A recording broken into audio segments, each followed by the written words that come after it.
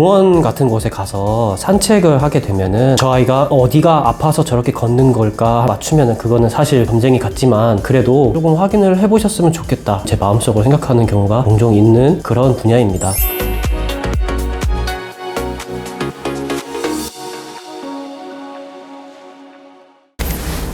안녕하세요. 인천 스카이동물의료센터 원장 문종선입니다. 오늘은 강아지 절뚝거림 동물병원에서 파행이라고 하는 질환에 대해서 말씀을 좀 드려볼까 합니다. 공원 같은 곳에 가서 산책을 하게 되면은 지나다니는 강아지들이 조금 이상하게 걷는다든지 다리를 저는 걸 보면은 제 직업이 수의사다 보니까 저 아이가 어디가 아파서 저렇게 걷는 걸까 하면서 무의식적으로 생각하는 부분들이 있습니다. 바라만 본다고 해서 이 아이 뭐가 문제네 이렇게 바로 맞추면은 그거는 사실 검쟁이 같지만 그래도 저 아이는 어디를 조금 확인을 해보셨으면 좋겠다 라고 제 마음속으로 생각하는 경우가 종종 있는 그런 분야입니다. 파양 같은 경우에는 보호자님들 사이에서도 수술을 해야 된다 안 해야 된다 이런 부분들 때문에 많이 회자가 되는 부분이 있는 것 같습니다. 저희 병원에서도 외과 진료에서의 많은 부분을 차지하는 부분이 파행, 절뚝거리는 이 증상에 관련된 질환들인데요. 오늘은 그런 파행을 일으키는 질환들에 대해서 한번 말씀드려보자 하겠습니다. 먼저 앞 뒷다리에서 공통적으로 나타날 수 있는 질환들에 대해서 말씀을 좀 드려보겠습니다.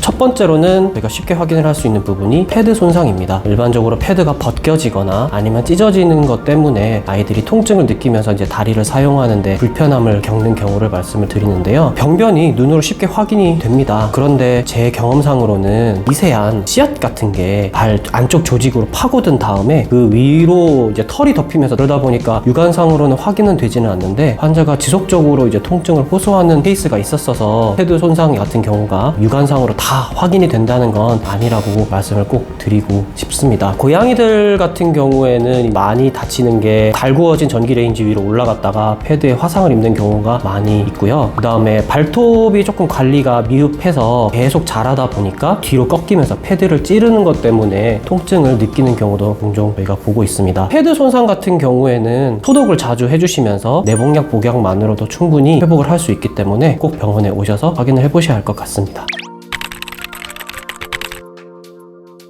공통적으로 나타날 수 있는 질환 두 번째는 근육이나 관절의 무리한 사용을 들 수 있겠습니다. 다리를 불편해 한다고 말씀을 주셔서 저희가 방사선 검사를 했을 때 골절이 확인되지 않음에도 불구하고 계속 통증을 보이는 경우, 보호자님께서 말씀하시는 어떤 이벤트가 좀 명확한 경우에는 근육통이나 염좌로 말씀을 드리는 경우가 많습니다. 대체적으로 높은 데서 이제 뛰어내리거나 평소보다 많은 운동을 한 아이들이 일반적으로 많이 보이는 모습인데요. 가벼운 경증의 경우에는 진통소염제를 복약하는 것만으로도 회복이 될 수 있긴 하겠습니다만 소화기 부작용을 가지고 있는 약제이기 때문에 환자가 가지고 있는 어떤 내과적 상태에 따라서 저희가 선별적으로 좀 처방을 해서 드리고 있습니다. 그래서 진통소염제의 사용 여부는 꼭 병원에 오셔서 수의사와 함께 상담을 하고 복약을 해주셨으면 좋겠습니다. 세 번째는 골절입니다. 말 그대로 뼈가 부러진 상태를 말씀을 드리는 건데요. 물리적으로 큰 충격을 받았을 때 골절을 우리 아이들이 많이 겪게 됩니다. 그러나 신부전과 같이 노령성 질환으로서 골 밀도가 낮아져 있거나 선천적인 다른 원인으로 인해서 골 밀도가 떨어져 있는 경우에는 큰 힘이 가해지지 않는다고 하더라도 골절이 발생하는 경우가 있습니다. 또 어린 아이 때 애기랑 같이 침대에서 주무시거나 아니면 의자에 앉을 때 발을 깔리면서 발가락 뼈가 부러지는 경우도 종종 보게 됩니다. 골절 같은 경우에는 치유는 반드시 수술적인 방법으로 시행을 할 수밖에 없고요. 교정이 늦어질 경우에는 이 뼈가 유압을 일으키기 시작합니다. 불완전하게 유압을 일으키기 전에 수술적으로 빠르게 교정을 해주는 게 매우 중요하고요. 다만 수술적인 교정을 말씀을 드릴 때 저희가 항상 보호자님께 말씀을 드리는 부분은 성장이 덜 끝난 1살 미만의 어린아이들에게서 수술을 할 때에는 불가피하게 다리의 길이에서의 차이가 발생할 수 있다는 점 꼭 말씀드리고 있고요. 매우 작은 아이들이 발가락 뼈가 부러졌을 때에는 수술이 100% 가능하다라고는 말씀드리기가 조금 어렵습니다. 그래서 발가락 뼈가 수술적으로 교정을 하기 어려운 친구들 같은 경우에는 최대한 골절을 맞춘 다음에 부목을 대서 유지는 해보는데 생각보다 그렇게 치료가 효과적이는 않습니다. 그래서 혹시나 골절이 강하게 의심된다고 하시면 최대한 빠르게 병원에 내원하셔서 방사선으로 골절 정도를 파악하신 다음에 수술 진행 여부를 수의사와 상담을 해보셔야 할 것 같습니다.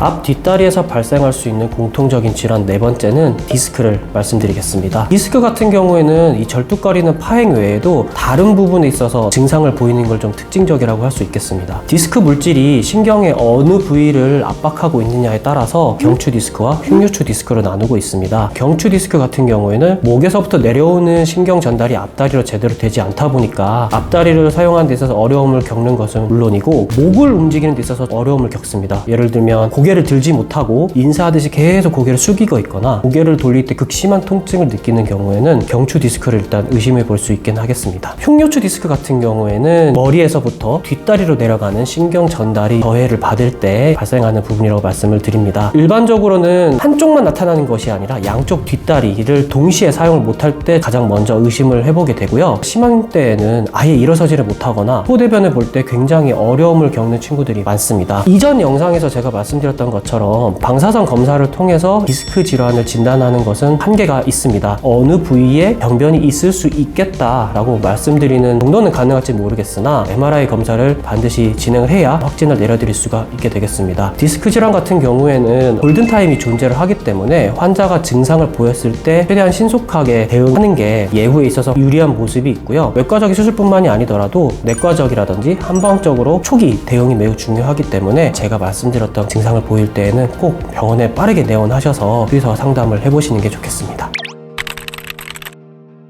다섯 번째는 행동학적인 문제를 말씀을 드릴 수 있을 것 같습니다. 행동학적인 부분이 굉장히 좀 까다로운 편인데요. 다리를 불편해한다고 병원에 오셔서 저희가 방사선 검사를 다 해봤는데 눈에 띄는 증상이 확인되지 않았을 경우에 일반적으로는 염좌나 근육통으로 이제 준해서 처치가 들어가게 됩니다. 그런데 처치를 반복했음에도 불구하고 증상이 개선이 없는다든지 아니면 너무 자주 반복될 때에는 한 번 정도는 저희가 꼭 의심을 하게 됩니다. 예를 들면 병원에 이제 내원해서 염좌라든지 아니면 근육통 진단을 받았습니다. 그래서 보호자님께서 이제 약을 복약하시기 시작할 거고 아무래도 이제 우리 아이가 너무 걱정이 되시니까 자주 바라봐 주시고 또 이렇게 만져주시기도 하시잖아요. 약 먹으면서 평소에 참 안 주시던 간식 같은 것도 자주 주실 때도 있으실 거예요. 조금 똑똑한 아이들 같은 경우에는 이제 알아챕니다. 체득이 되는 거거든요. 그러면 더 이상 통증이 없다고 하더라도 원하는 걸 얻기 위해서 연기를 하는 아이들이 있게 됩니다. 그리고 트라우마로서 행동학적인 부분이 남아있기 때문에 유사 증상을 보이는 경우가 있습니다. 꾀병이냐 아니냐를 판단하는 것은 확실히 말씀드리긴 어렵습니다만 증상이 빠르게 반복이 된다든지 내가 원하는 걸 쟁취하고 난 다음에 바로 증상이 개선되는 모습이 보이면 한 번 정도는 의심을 해보시는 게 좋겠습니다.